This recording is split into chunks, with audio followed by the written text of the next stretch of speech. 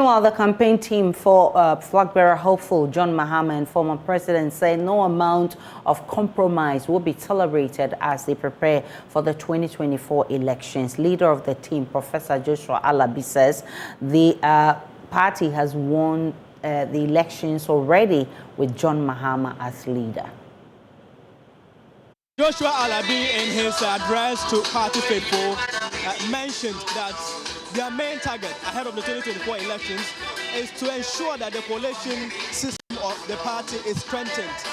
And by doing so, the elections and victory will be secured for the NDC in the upcoming election. We are very confident by about 2 a.m. that the NDC will tell you the results. We are working hard behind the scenes to make sure our coalition system is very robust, and come that day, don't be surprised if by 12 midnight or 1 a.m. you see us on television telling you to go out and jubilate. We are not prepared to cheat any party, and the same vein, we are not ready for any party to cheat us. We are also sending a strong signal to the East that the essence of multi-party democracy is to give the people the best. In a situation where you portray as if you are giving an advantage to a particular party, then we'll get the type of performance you have to do. When the party believes that, or a candidate believes that he has the referee in the pocket, then he will just give the people anything, and that's what we have to do. So the Electoral Commission has a role to play in ensuring that we move from this bad economic situation to a more stable economic situation, and that is to give a fair playing field to all parties. We are sure that when it is very fair, NDC will win hands down. They are still left with 2 more contestants to come and file their nominations. The former mayor for Kumasi Metropolitan Assembly, Mr. Kojo Bosu, and former finance minister, Dr. Kobina Dufo, are the rest left to come and file their nominations. So after this filing of the nomination, the party will decide when the vetting will take place, and after that, the main elections will come off on the 30th of May 2023. Reporting for JoyNews from the head office of the NDC in Accra, Samuel Mbura.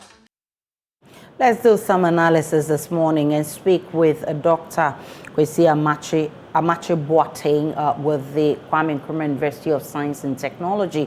He is a political science lecturer. I'm grateful for your time, Dr. Amache. First, what's your take on the latest appointment to the EC by the president, with some of them being known faces of the NPP?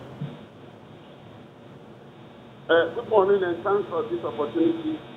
And let me say good morning to your viewers and listeners. Actually, it's a blatant violation of some ethical codes on general electoral governance in democracy. The extent that these institutions are supposed to be independent institutions, then the executive will always have to make conscious efforts to send individuals there who are not only there on account that they have been, if you like, appointed by the executive, but that also the society also receives them with the understanding that their presence would not affect the core elements in democracy, which ensures that the playing field is level. You know, a requirement that will ensure free, fair, and credible elections. In the absence of that, elections itself will lose its credentials as democratic. So it is a sad development, because Ghana has come quite far. From 1993 to let me quickly go back to say that NPP tradition simply didn't accept anything the Rawlings put in place. They came out with all sorts of accusations and justifications, indicating that they are the apostles of democracy. And today, this is what they are doing. And it is blatant. The gentleman is a known NPP activist, period. So technically, even on moral grounds, it doesn't qualify to work at the Electoral Commission. No, it is unacceptable. Now, we know, in the lead up to the 2020 elections and up till now, there's been growing mistrust for the EC by the NDC. Now, what implications does this have on the EC's work, especially as we lead to the 2024 elections, or even, if you put the 2024 elections in perspective, what implication does this have on the EC's work? You see, there's something that Dr. Apajan did that are surprised. The latter commissioners are not picking. Following the elections in 92, Dr. Apajan was advised to establish this committee that will involve political parties and other stakeholders for them to advise. But Dr. Apajan went beyond the fact that those bodies were advisory. He made them appear like, they had a mandate to make rules and regulations for the commission. And that is the posture you take when some actors in the arena, some political actors in the arena have issues with your integrity, your neutrality. You consciously go out to, position yourself. Your posture is what will simply enable them to have confidence in the electoral system. This is not what is happening. The recent development, is so shady and problematic.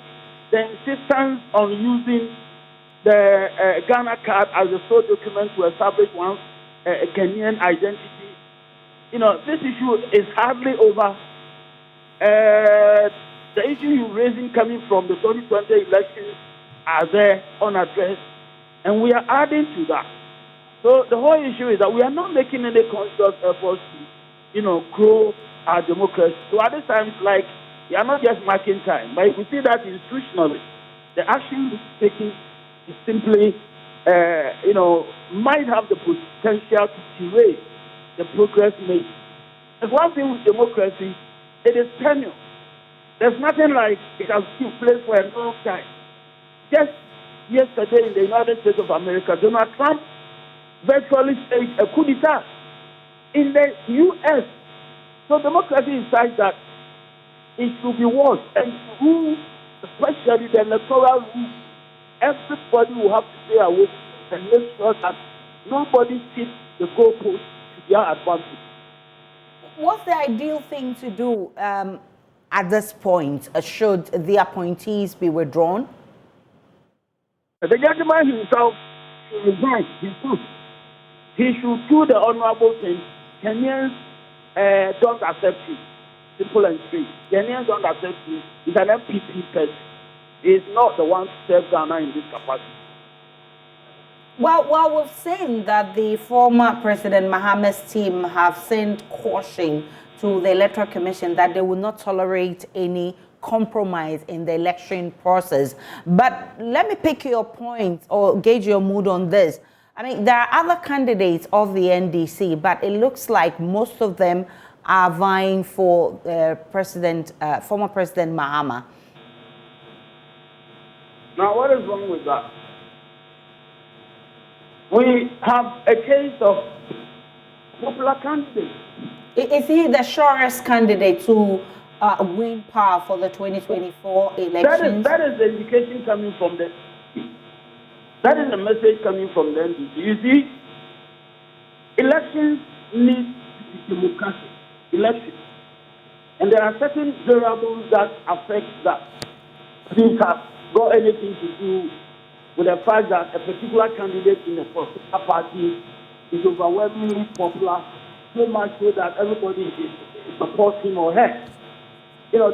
Elements of a democratic election, it should be competitive. And in the case of the NDC, has the party stopped anybody who contests from contesting? It should be definitive. The winner should be made to go ahead and do what is expected of the winner. It should be periodic.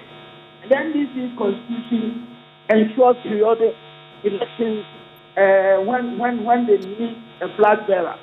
And then to be inclusive. Everybody who matters in the NDC, the franchise, the party's constitution, I think it is clear, and has not stopped anybody who has to vote from voting. So these are the 14 democratic elements that ensure that elections are free. None of these has anything to do with majority in a particular political party supporting one candidate.